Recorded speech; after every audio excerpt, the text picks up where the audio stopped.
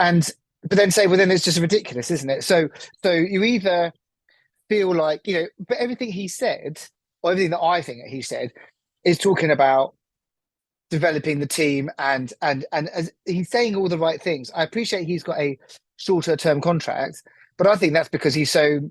I think part of it is also that he's nervous that the club aren't going to meet Yeah. his Hmm. demands or meet the strategy, and therefore he's like, well, why would I sign on for more than a year plus every time? Simply because I don't know how far the money's going to go. You might pull the plug on spending or Yeah. whatever.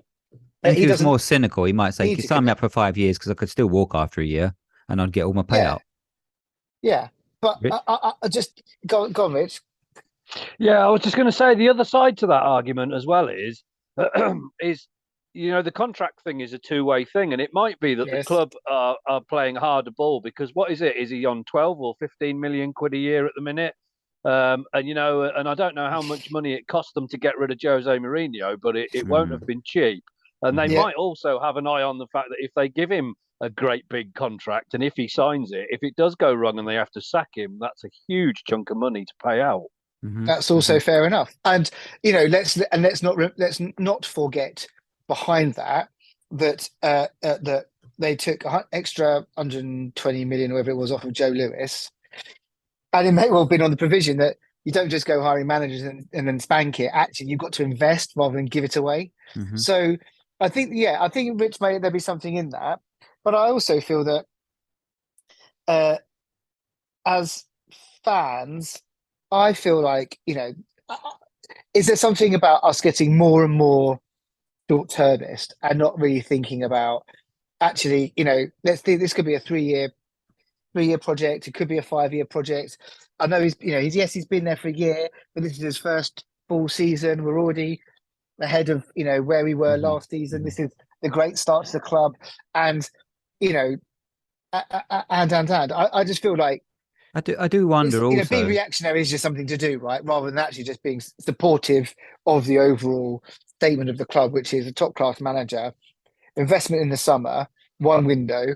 Let's see what happens in the winter window. Let's see what happens in the next summer window. Does he sign another contract? Yes, there are steps along the way. It doesn't all happen at once. No, no, I agree, and I do also wonder if it suits both parties really, because Conte can say, right, well, let's see how much you really want me. If Mm, we've got a 5 year contract, something else that becomes another issue in terms of, okay, he's got more stability, but it could all go wrong. But he might be saying, look, if you really want me and you want to keep me in 2 years' time, we renegotiate. And yeah, also that puts the pressure on you because if you want to renegotiate, you're going to have to spend more money. Whereas if they got him correct. in a 5 year deal, let's say, they might sort of change the goalposts and then it becomes ugly for everybody and nobody wants that situation. Yeah, well, and that's the point, right? So if he feels that if the club feel that if they tie him into a contract, he could just walk away, it's going to cost loads of money, and he feels if I get tied in a big contract, as you say, they can move the goalposts. I mean, it's not great to have that that maybe a small level of trust, but at the same time, maybe that's a healthy tension where Yeah, where yeah, both parties are keeping each other on their toes. Don't know. I'm absolutely. not. And just coming back to your points actually on the team, even though it's not playing so well, and we're still picking up those points. Um, in a fun sort of way, that is actually quite reassuring because if from the eye test that we talked about before, it doesn't look that great at the moment. Yet we're still top of the Champions League group. We're in the fourth Mm, place where we look like I think we'll most likely, because we're ahead of where we were last season, continue this rate and we should still finish in the top four, which is massive mm, for us. mm. But things can only improve from this point, surely. Like not only bringing in other players, but in terms of looking at the way that we might play, in the consistency that we might play, in the freedom that we might play with after the World Cup, and things that we can work on. You would imagine that things will improve overall. So I think that bodes well if we're from that eye test not looking brilliant, and and this is not just from a fan point of view, but lots of other people in terms of the media are looking at it and going, what are Spurs at the moment, and they Mm. they don't look, but we're what you can't argue with the fact that we've got the best points tally we've had for, I think, in Premier League history. This is Conte's best ever start to any season. We have, we're at the top of that Champions League group. We're in a strong position in the league. There's so many positives in amongst this kind of paradox of looking at some things just aren't quite right, don't feel quite right yet. That side of things, I think, is just a structural thing that can improve. There's a lot of other stuff there that makes me feel hopeful for next season. Well, I say next season. Well, half of the season, I should say. Yeah, and I think that's you've got to have a sense of optimism that you hope that with the pressure of the World Cup behind the players, and hoping that we don't have any major injuries, and we have a complement back that people will be going hell for leather in the second half of the season, but so would everybody else. So, but you need to have some faith, I suppose, in some, otherwise what's the point? Absolutely.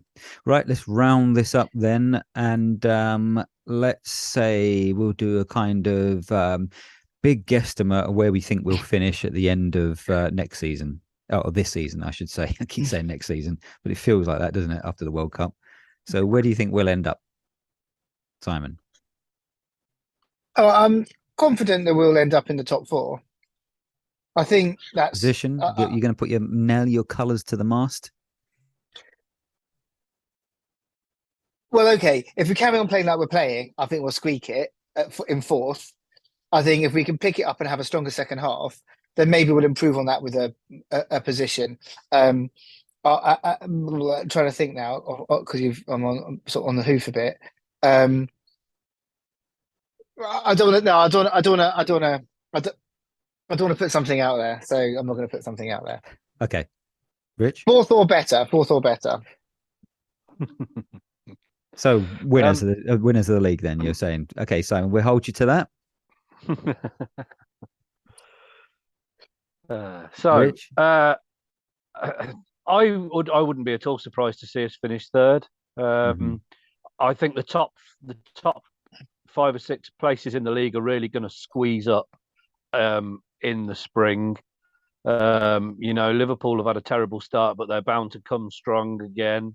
Christ knows what's going to happen at Chelsea in the next few months, but you can imagine that they will start to put some pressure on, even if they're not, fighting for the place. It's a job to know what Newcastle are going to do in the long term. That's the really interesting thing. Because I can see us and Liverpool fighting for third and fourth, but it's knowing what Newcastle are going to do. Is their sort of little renaissance going to come to an end, or is Eddie Howe and an endless well full of blood money going to turn out to be, an irrefutable thing to fight against?